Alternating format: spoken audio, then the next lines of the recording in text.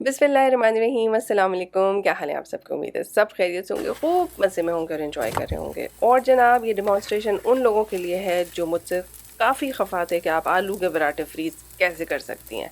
यार, सारी दुनिया फ्रीज़ कर रही है, आपको बाज़ार में मिल रहे हैं फ्रोज़न आलू के पराठे, तो आप अपने घर में क्यों नहीं कर सकते?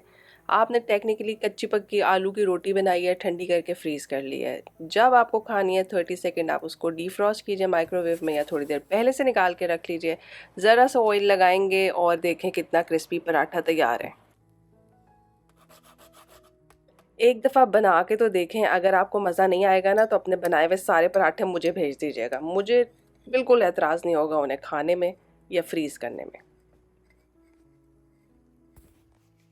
अच्छा, इस अचार को लेके मुझे काफ़ी सारे मैसेज आए थे और मैं भूल गई पिछले व्लॉग में मेंशन करना। आप लोग ने शायद मिस किया, मैंने आप लोगों को दिखाया था कि इंडिया से मेरी फ्रेंड जो है वो अचार लेकर आई थी और हम 2 फ्रेंड्स ने आपस में हाफ़-हाफ़ उसको डिवाइड किया था। तो ये वही अचार है, ये लाल रंग की बड़ी वाली मिर्चें और उसके अंदर कुछ फिलिंग है। तो बहुत मज़ेदार अचार है, नो डाउट। अगर आपको देखने में अच्छा लग रहा था तो मैं आपको बता रही हूँ ये खाने में भी बहुत बहुत मज़ेदार है माशाल्लाह। बस जो लेकर आया और जिसने हमारे साथ शेयर किया, अल्लाह ताला उसको इसका अज्र दे। आप लोग इतना प्यार करते हैं कि अगर मेरी आवाज़ में ज़रा सी ऊंच नीच हो ना तो फ़ौरन पकड़ लेते हैं और कोई ना कोई मुझे कमेंट ज़रूर आ जाता है। तो अगर आज आपको मेरी आवाज़ थोड़ी सी डिफरेंट लग रही है तो उसका रीज़न ये है कि मैंने अब सुबह ज़रा जल्दी उठना स्टार्ट कर दिया है ताकि हम अपनी रूटीन में आ जाएं। स्कूल खुलने वाले हैं, आपको पता है कि फजर के बाद से ही जो है वो हंगामा और दौड़ भाग स्टार्ट हो जाती है।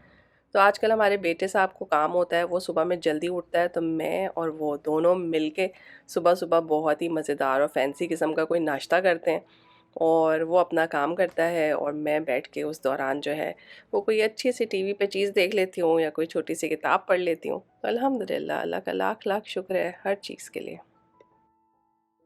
और जहाँ आप लोगों के प्यार भरे कमेंट्स की बात है, यकीन करें मेरा कैमरा कैप्चर नहीं कर पाता एक स्क्रीनशॉट में। माशाल्लाह इतने प्यारे, इतने लंबे, इतने खूबसूरत आप लोग मुझे मैसेज लिख के भेजते हैं। जज़ाकल्लाह खैर। हर एक को मेंशन करना बिल्कुल पॉसिबल नहीं होता, लेकिन यकीन माने जो मैसेजेस मैं पढ़ती हूँ मैं कोशिश करती हूँ उनका रिप्लाई ज़रूर ज़रूर करूँ।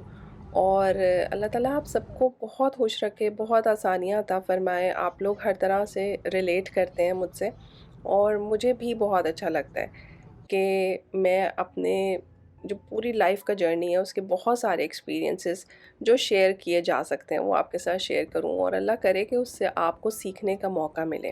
क्योंकि ज़रूरी नहीं है कि हर चीज़ का एक्सपेरिमेंट इंसान करे, उसके बाद उससे सबक हासिल करे और फिर अपनी ज़िंदगी आगे गुजारे। कभी कभी दूसरों के अच्छे और बुरे एक्सपीरियंस से भी जो है ना वो सीख लेना चाहिए। तो मैं इसी को प्रेफर करती हूँ कि बजाय इसके कि मेरे साथ कुछ बुरा और उसके बाद मुझे सबक मिले कि ओहो अच्छा अब ये नहीं करना, इससे अच्छा है कि किसी और का हाल देख के आप सीख लें।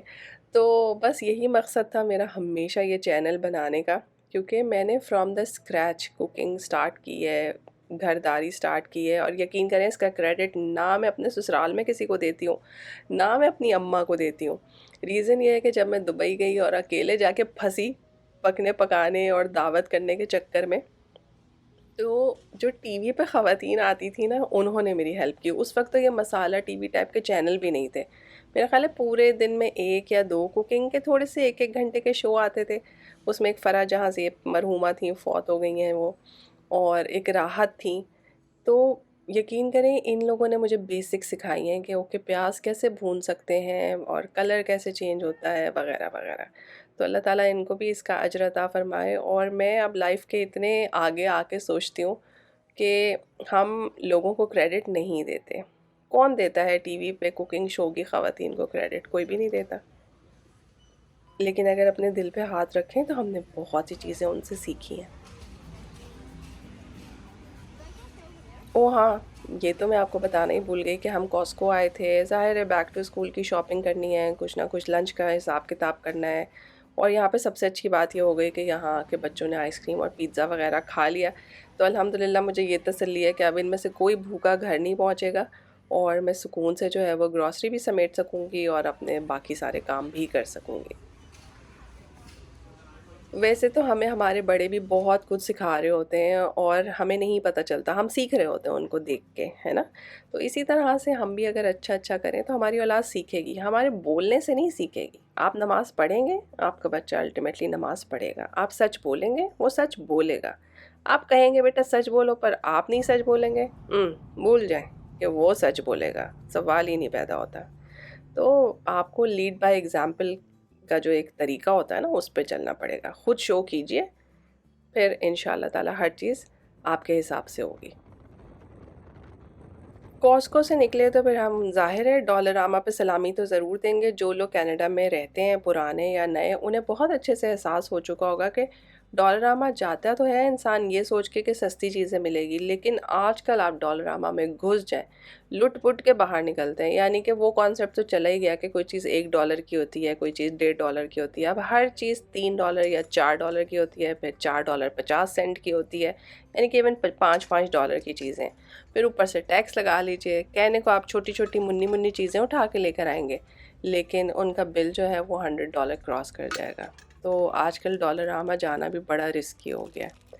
हम सिर्फ़ इसलिए चले गए थे क्योंकि हमारी बेटी का प्लान है अपनी फ्रेंड्स को बुलाने का, और बड़े दिनों से वो चाह रही थी कि सिर्फ़ और सिर्फ़ गर्ल्स की पार्टी हो, सारी लड़कियाँ हों। तो उसके लिए थोड़ा-सा मेन्यू डिसाइड किया है, थोड़ी-सी चीज़ें ख़रीदनी हैं, तो मैं वही सब देखने के लिए आई थी। और जब आप एक दफ़ा ऐसी दुकानों में घुस जाएँ, तो मुकम्मल जायज़े लेने तो बहुत ज़रूरी हैं। हैं या नहीं हैं? बताइए ज़रा।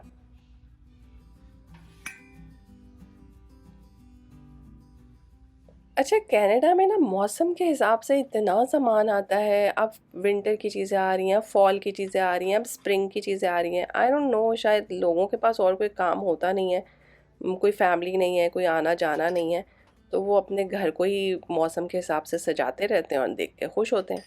तो हम जैसे लोग जो हैं वो सारी चीज़ें देख के खुश होते हैं। अब ये ग्लास और ये सब चीज़ें जितनी भी खूबसूरत हैं, मैं इनको क्वालिटी प्रोडक्ट नहीं कहूँगी क्योंकि इतने वज़नी-वज़नी ग्लास हैं।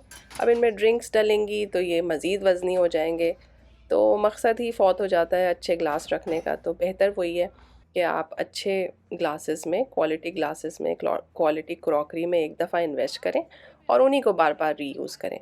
बहुत से तरीक़ों से आप अपनी चीज़ों को इस्तेमाल कर सकते हैं। थीम के अकॉर्डिंग चीज़ें लेके फिर आप जो है ना वो स्टक हो जाते हैं कि अब ये सिर्फ़ फ़ॉल में ही चलेगा, ये सिर्फ़ बाहर में ही चलेगा, ये सिर्फ़ विंटर में ही चलेगा। समझ रहे हैं आप? तो इस तरह का मेरा ख़्याल है हिसाब-किताब नहीं रखना चाहिए, लेकिन अगर आप पसंद करते हैं तो ज़रूर रखें। मैं आपको मना करने वाली कोई नहीं होती। ज़रूर करें, एन्जॉय करें, लेकिन कुछ पीसेज़ हों मगर अच्छे हों, मुझे लगता है वो ज़्यादा अच्छी बात है। हेलो। इसका फिंगर नहीं चल रहा।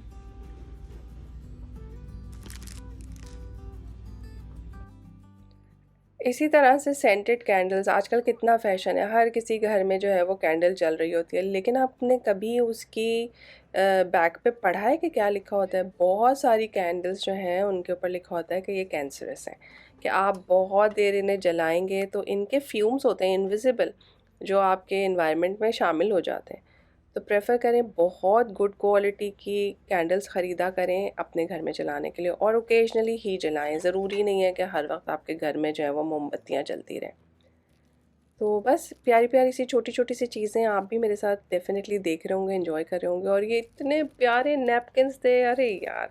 लोग क्या-क्या चीज़ें बनाते हैं ना, तो मैं बिल्कुल गर्ल्स पार्टी की थीम के हिसाब से नैपकिन्स ढूँढ रही थी, जो टेबल पे रखे हुए अच्छे भी लगें और ज़रा गर्ली सा फ़ील आए ना।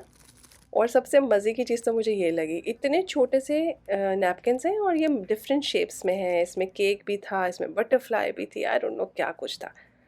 तो बस अब काउंटर की तरफ आए तो मैं चीज़ें देख रही थी और अपनी बेटी से कह रही थी कि एक ज़माना था कि तुम इन सब चीज़ों पे ना रुक जाती थी कि अम्मा मुझे ये खेलना है। तो बच्चियाँ माशाल्लाह बड़ी हो गई हैं, ये घर-घर खेलने और यूनिकॉर्न्स और इन सब से बाहर निकल गई हैं। तो वक़्त बड़ी जल्दी से गुज़र रहा है, आपके हाथों से तेज़ी से फिसलता जा रहा है, जितना इसको एन्जॉय कर सकते हैं, ज़रूर करें।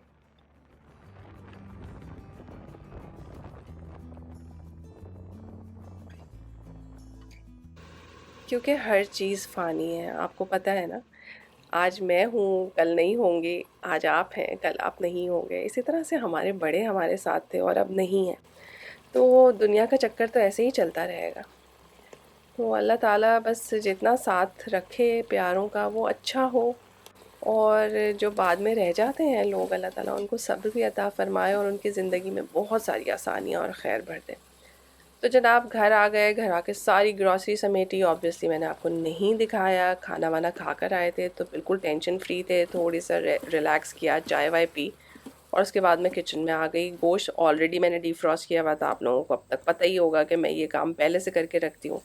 तो बस जी दाल बनी, और गोश्त को अच्छी तरह से भून के उसमें मसाले टमाटर सारा कुछ डाल के और थोड़ा पानी डाल के हम इसको रख देंगे प्रेशर कुक होने के लिए। बहुत सी बच्चियां प्रेशर कुकर इस्तेमाल करने से घबराती हैं। देखें, घबराएं नहीं, इससे आपका काम आसान होता है, ज़रा जल्दी हो जाता है। अदरवाइज़ गोश्त गलने के लिए रखें तो वो 1.5 से 2 घंटे लगा देता है पकने में। यहाँ पे जो है वो 15 मिनट के अंदर गोश्त गल जाएगा। उसके बाद आप इसको इंस्टेंट पॉट से निकालें, किसी खुले बर्तन में जो है वो डाल दीजिए। उससे ये होगा कि सारा का सारा पानी आप फटाफट खुश कर लेंगी और आपका सालन तैयार हो जाएगा। मतलब जो काम आपने 1.5-2 घंटों में करना था वो आपका 35-40 मिनट्स में मैक्सिमम हो जाएगा। और साथ साथ जो है वो आप अपनी दाल चावल रोटी, मतलब सारे चूल्हे एक साथ इस्तेमाल करें तो विद इन 1 आवर जो है वो आप इंशाल्लाह फ़ारिग हो सकते हैं। आज मैंने खट्टी दाल नहीं बनाई है, आज मैंने चने की दाल बनाई है, लेकिन मैं चने की दाल के अंदर ब्लेंडर चला देती हूँ ताकि एक एक दाना अलग ना रहे और वो इस तरह के टेक्सचर में आ जाए। तो हमारी अम्मा ऐसे नहीं करती थी, पर मैं ऐसे करती हूँ। मुझे ऐसा लगता है ऐसे दाल जो है वो ज़्यादा अच्छी भी लगती है खाने में और जल्दी खाई जाती है। वरना जो चने की दाल के मोटे मोटे पीसेस होते हैं ना, वो खाने में मुझे लगता है कि टाइम भी लगता है और ख़त्म भी बहुत देर में होती है।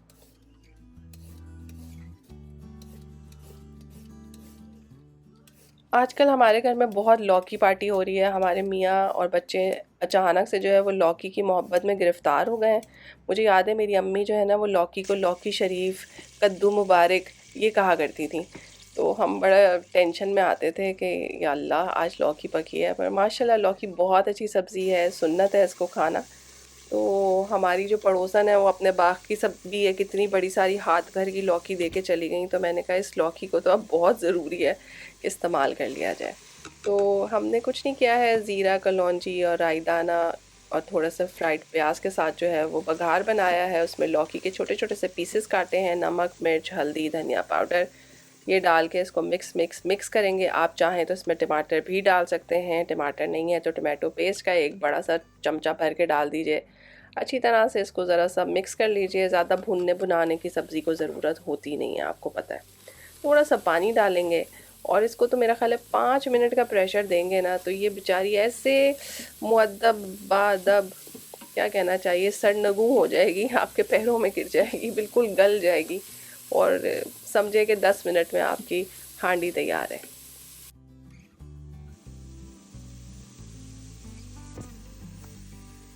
तो एक इंस्टेंट पॉट, एक राइस कुकर आपको बहुत सारी मुश्किलों और परेशानियों से बचा सकता है। और राइस कुकर में जो है वो चावल पकने के लिए रख दीजिए, सब चीज़ें साथ साथ चलेंगी और फटाफट आपका खाना पक जाएगा। आपने देखा कि आज का दिन मेरा कितना बिजी था। सुबह हमने अच्छा हैवी नाश्ता किया तो उसके बाद हम बहुत आराम से ग्रॉसरी करने भी जा सके, और उसके बाद सुकून से आके मैंने खाना पका लिया है। कल के दिन में मैं अब कोई काम नहीं करूँगी। तो यहाँ पे जो है वो मैं लौकी को थोड़ा सा और ड्राई कर रही हूँ। देखिए माशाल्लाह पूरा खाना अल्हम्दुलिल्लाह तैयार है। अगले दिन भी छुट्टी है खाना पकाने की।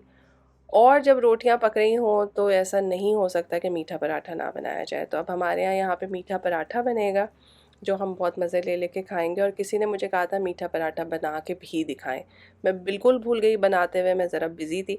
इंशाल्लाह ताला अगली दफ़ा बनाऊंगी तो ज़रूर आपके साथ शेयर करूँगी। तो आई होप आज का व्लॉग आपको पसंद आया होगा। चैनल को लाइक और सब्सक्राइब ज़रूर करें। खुश रहिए। अल्लाह ताला आपको ढेरों आसानियाँ दे और आसानियाँ तकसीम करने का शर्फ बख्शे। दूसरों से पंगे नहीं लेने हैं, बिला वजह लोगों से फड्डे नहीं करने हैं, अवॉइड करें, माफ़ करें, कम बोलें और खुश रहें। चलें फिर मिलते हैं एक नए मज़ेदार से ब्लॉग में, तब तक के लिए अल्लाह हाफ़िज़।